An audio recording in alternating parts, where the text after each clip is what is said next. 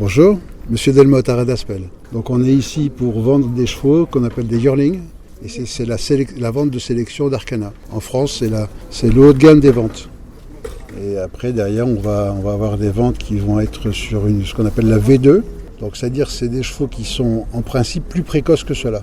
Ils ont le même âge, mais ils ont une génétique pour faire des chevaux plus précoces, plus rapides en course. Alors vous présentez combien de yearlings? Vous cherchez à vendre? 6 yearlings. Et vous espérez quoi exactement et combien? Le plus possible. Mais bon, il est impossible de pouvoir prédire.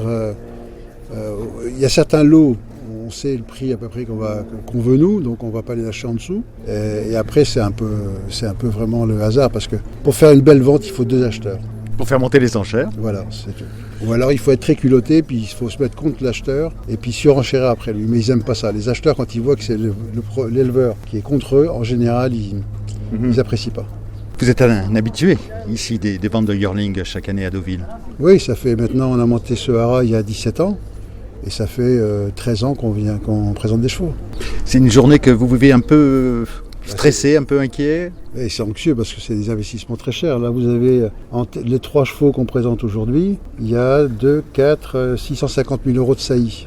Vous rajoutez à ça à peu près 25 000 euros par cheval pour l'élevage. Ah, il faut amortir tout ça. Ça vous donne une idée du budget qu'il faut rien que pour présenter 3 chevals. Alors quel prix de vente vous espérez? Donnez-nous un chiffre. Je sais pas, si on fait 300 000 par chevaux en moyenne, ça serait pas mal. Mais je crois qu'on les fera pas. Pourquoi vous dites ça?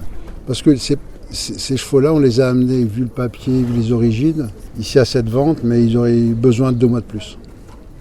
Donc on n'a pas, parce que pour cette vente, il faut réunir une page incroyable, donc beaucoup de gagnants, de grosses courses et tout dans la page du catalogue.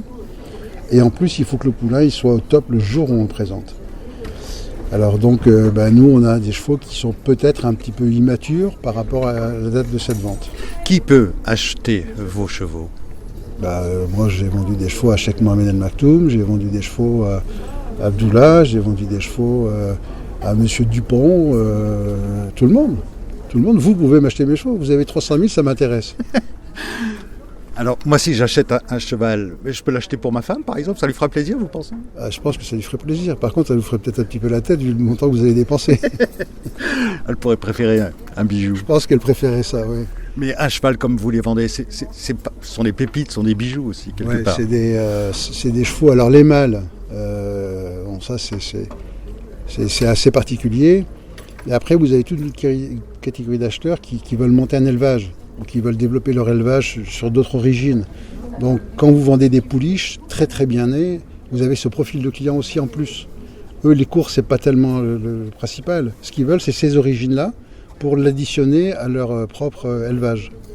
Donc, on a cette chance. Là, on a une pouliche, par exemple, qui est très très très bien née. On a peut-être des clients qui ont un élevage à développer différemment de ce qu'ils ont et qui pourraient être intéressés par cette pouliche. On a différents profils d'acheteurs. Vous avez l'année dernière, il y a un gars qui est arrivé ici, il a mis 1,5 million, il n'avait jamais vu un cheval, et il a acheté 4-5 chevaux pour 1,5 million au total. Bon, voilà, il était content, il est monté à la tribune, il a bu le champagne, et puis il a fait le kéké pendant une demi-heure devant tout le monde. C'est un Français? Oui. Je ne suis pas sûr qu'il revienne beaucoup souvent.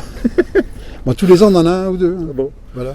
Et après, vous avez les habitués. Là, par exemple, vous avez le Japon qui vient tous les ans avec un entraîneur qui s'appelle Yoshida, qui est un très bon entraîneur français qui travaille en France.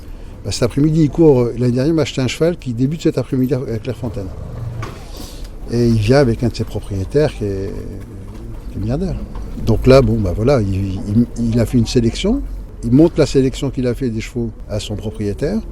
Et lui, maintenant, le propriétaire, il est en train de faire son choix en fonction du cheval, du papier. Ça se passe comme ça. Le cheval, Deauville, la radio. On retourne la Normandie, la plage, les planches, les chevaux, le vent. On se retrouve sur Deauville, la radio.